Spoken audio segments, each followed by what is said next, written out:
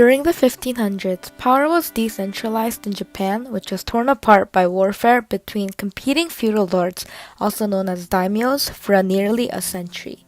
Following his victory in the Battle of Sekigahara in 1600, Tokugawa Ieyasu swiftly consolidated power from his castle at Edo, now Tokyo. The prestigious but largely powerless imperial court named Ieyasu as shogun, or supreme military leader, in 1603, beginning a dynasty that would rule Japan for the next 2.5 centuries. From the beginning, the Tokugawa regime focused on re-establishing order in social, political, and international affairs after a century of warfare. Before the Meiji Restoration, Japan had a hierarchy of a feudal society. Emperors and shoguns were settled at the top of the social hierarchy. Though the emperor held the highest position, he had no political power whatsoever.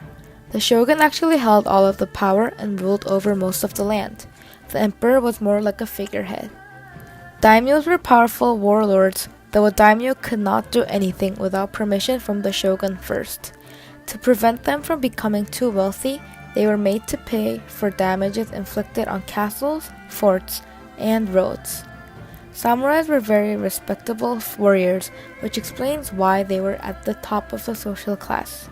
They had a strict code of honor, the way of the warrior, or bushido, and if broken, they were expected to commit a ritual suicide, also known as a seppuku. Samurai sought out to establish justice and security throughout the land. Peasant life was basically just rural. They never strayed too far from their farms. Farmers that owned their own land to farm ranked higher in the class than other farmers who did not.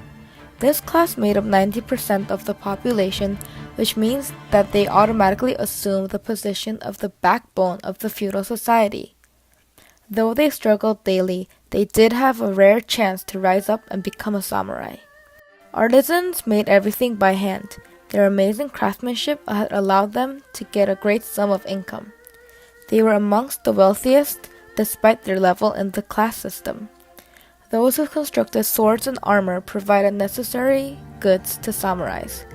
They also provided other goods for merchants to sell. In the case of Japan, because merchants earned their wealth without producing their own goods, but rather selling things the artisans made, they were ranked in the lower class. Although they were at the very bottom of the social class like artisans, they were the most wealthy. If a merchant appears to be too wealthy, the government would confiscate their business. Suspicious of foreign intervention and colonialism, the Tokugawa regime acted to exclude missionaries and eventually issued a complete ban on Christianity in Japan. Near the beginning of the Tokugawa period, there were an estimated 300,000 Christians in Japan. But after the shogunate's brutal repression of a Christian rebellion, Christianity was forced underground. The dominant faith of the Tokugawa period was Confucianism, a relatively conservative religion with a strong emphasis on loyalty and duty. In its efforts to close Japan off from damaging foreign influences, the Tokugawa shogunate also prohibited trade with Western nations and prevented Japanese merchants from trading abroad. With the act of seclusion, Japan was effectively cut off from Western nations for the next 200 years. In 1853, Commodore Matthew Perry used America's superior naval weapons to force the shogun to let Japanese merchants trade with American ships, thus giving Western powers lots of control over the Japanese economy. To the various feudal lords of Japan, the shogun became seen as a weak figure, incapable of protecting Japan from foreigners. Two provincial leaders took this especially seriously, Kiro Takayoshi and Saigo Takamori. Together, they formed the Satsuma Choshu Alliance, dedicated to removing the shogun from power and restoring the rightful place for Emperor Komei. However, when Komei died in 1867, their loyalty passed on to his son, Emperor Meiji. Soon, the pressure from the Satsuma Choshu alliance, supported by several groups of samurai and court officials, forced the resignation of the shogun, effectively ending the Tokugawa shogunate in November of 1867. A series of battles between the former shogun's forces and those of the alliance confirmed the end of the era. Emperor Meiji came into power with the goal of restoring imperial authority and, even more importantly, modernizing and industrializing Japan so that it could compete economically and militarily with Europe and the United States. The plan for a new, modernized Japan was outlined in the Charter Oath issued by Emperor Meiji in 1868. The Charter Oath effectively dissolved Japan's traditional feudal structure and removed class restrictions bearing peasants from determining their own professions. The goal was to give them the chance to move to Japan's cities, which Meiji planned on turning into major industrial centers. The first focus of the Meiji Restoration was economic reform. The government consolidated national debts, thus ending the feudal systems of tax payment and effectively ending the samurai as an independently wealthy class. This opened up Japan to new economic systems, but implementing them would be expensive. While the government attempted to control many industries, they soon had to turn them over to private families who put their wealth into industrializing individual sectors of the economy. This program, called the Zaibatsu system, helped Japanese industries grow rapidly in size and scale, encouraged the development of industrial infrastructure across Japan, and introduced a capitalist-style market economy to the nation.